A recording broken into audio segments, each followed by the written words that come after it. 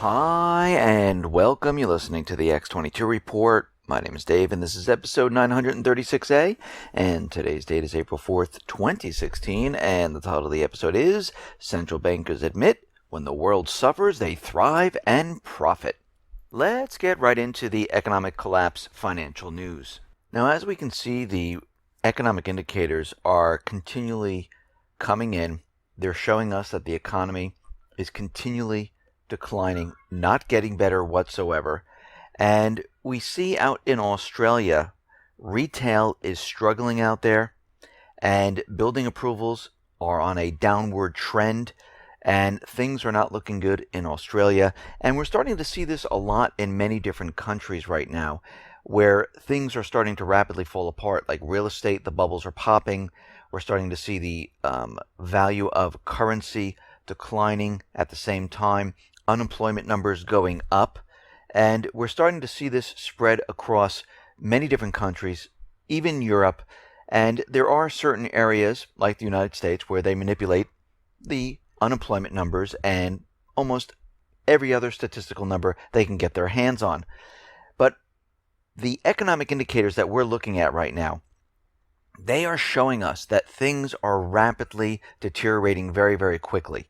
And every time we look at these, we say, okay, here's where we were. Now it's gotten even worse, and it's signaling us that we're in a recession. We see the ISM New York, it just dropped to 50.4. This is just barely above the contraction point, and it is the lowest since 2015. But what we see is the employment print of the New York ISM, and that collapsed to just 40.9. This is the second worst print in the current decade. And we talk a lot about manufacturing.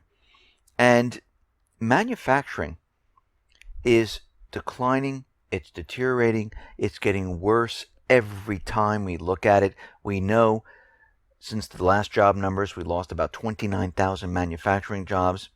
And in 60 years, the U.S. economy has not suffered a 16-month continuous year-on-year drop in factory orders without being in recession. We have confirmation from the Department of Commerce that said, yeah, this is what happened. The factory orders dropped for 16 consecutive months year-on-year, and they declined by 1.7% from last month. So what we're looking at right now is things in the economy, like manufacturing, people ordering, employment, GDP, retail, housing. It's all sinking. It's declining. It's deteriorating. It's not getting better. Now, of course, the U.S. government central bankers want you looking at the stock market, and everyone looks over there and says, everything has to be fine. What's the problem here? But the stock market doesn't match up to what's really going on in the economy. And we've seen this before back in 1929. We've seen this before back in 2001. We've seen this before back in 2008, where all of a sudden, out of nowhere, which they like you to believe, the market just drops and it's cut in half. How did this happen? It just happened. No. If you're following the economy, there's many different things that lead up to this, up to that point. And this is what we've been following. We've been following the deterioration of the economy. And when we look at the earnings from companies, well, the first quarter earnings of this year, they're going to decline. And what we're going to see is something we haven't seen since the last financial crisis. Because revenues of the S&P 500 companies are now expected to decline by 1.1% in the first quarter. At the end of the fourth quarter, before companies began reporting their fourth quarter results, revenues were expected to decline by 3.2%. Now, after everything was said and done, revenues tracked by FactSet actually fell by 5.5%. The fifth quarter in a row, year over year, where revenues have declined. Now, we haven't seen anything like this since FactSet started tracking the data in the third quarter of 2008. Now, We know we have a booming stock market because the central bankers, the U.S. government, they keep reminding us of that the stock market is at all-time new highs. And what we're seeing right now is that we're getting these indicators, these economic indicators that track back to 2008, and most of them are worse than 2008. Now, think about this for a second. If these economic indicators are worse than 2008, how in the world are we in any type of recovery whatsoever? I know the unemployment numbers, they're continually telling us that people are getting jobs, even though the unemployment went up to 5%. But that's just a little blip because there are so many layoffs. They can't keep track up with the manipulation that's going on here. But what they're not saying is the quality of jobs aren't there.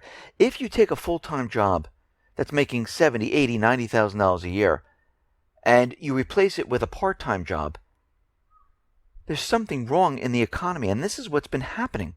We've been removing the manufacturing jobs, and these people have been getting service sector jobs. And they can't survive on one. They need to get 1, 2, 3, 4. And once they get 1, 2, 3, 4, those are counted as 1, 2, 3, 4 full-time jobs. And this is why we have this illusion right now. But they don't want to talk about that. Now, despite the market continually booming and everything fine, we see the IPO market is in the worst shape since 2009. And what we're seeing is a lot of things don't match up with the central bankers' manipulated statistical information. And this is getting worse and worse as time goes on. And they're going to have a very difficult time keeping this going.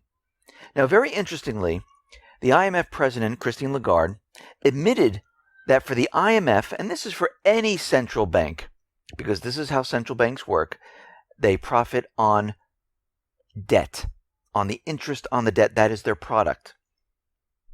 For the IMF to thrive, the world has to go downhill.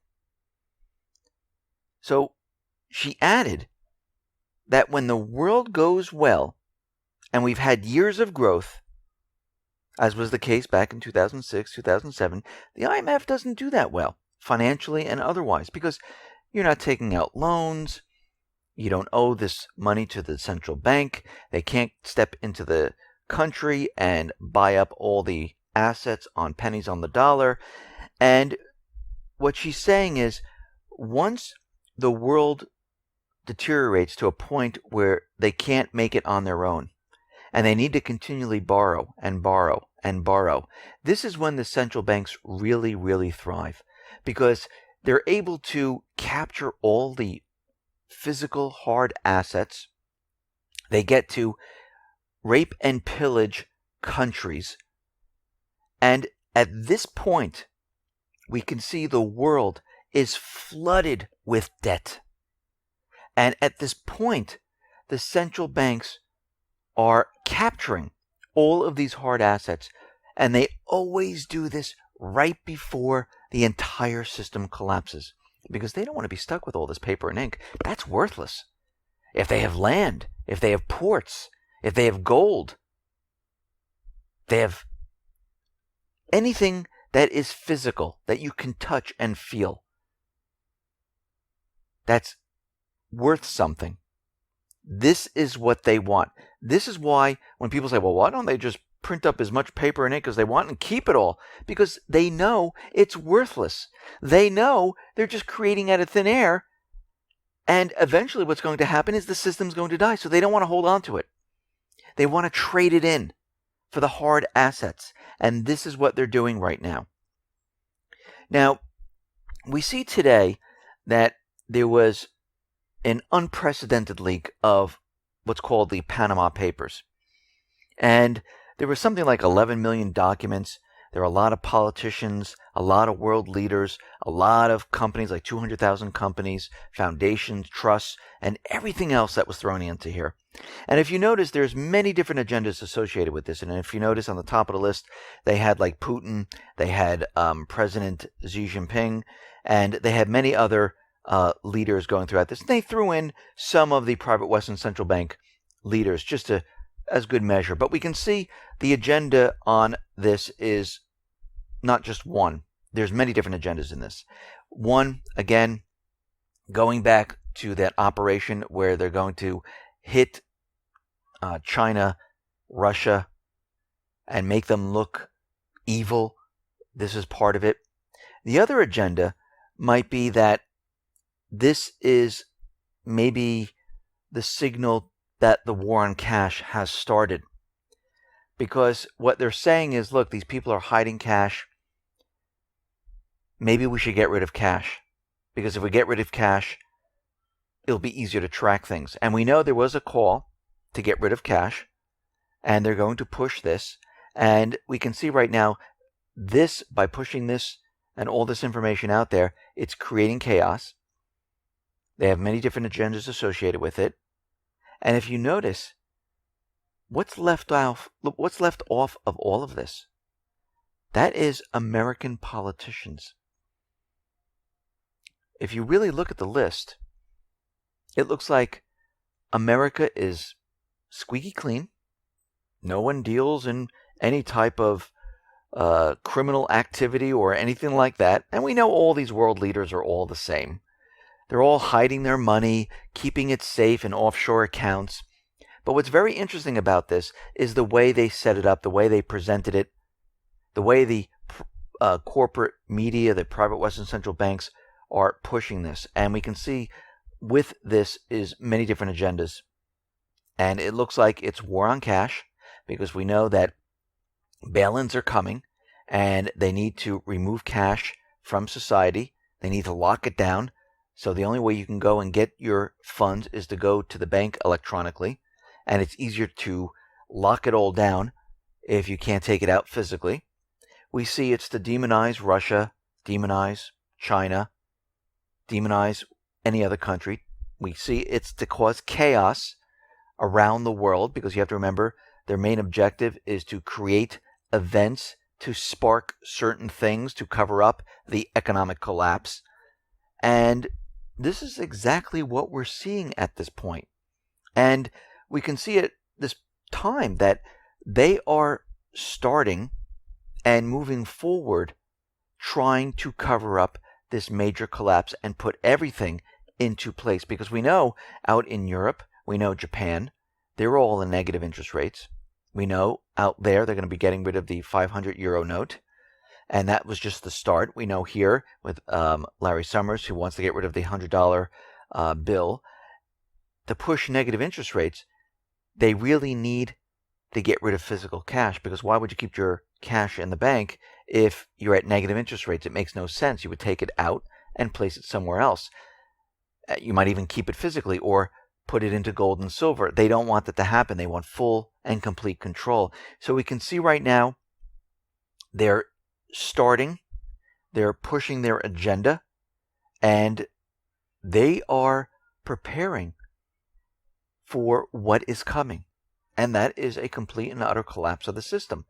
And this is why we see all of this occurring at this point. Listen, everyone, thanks a lot for listening. Be well, be safe, and especially be prepared. Thanks a lot.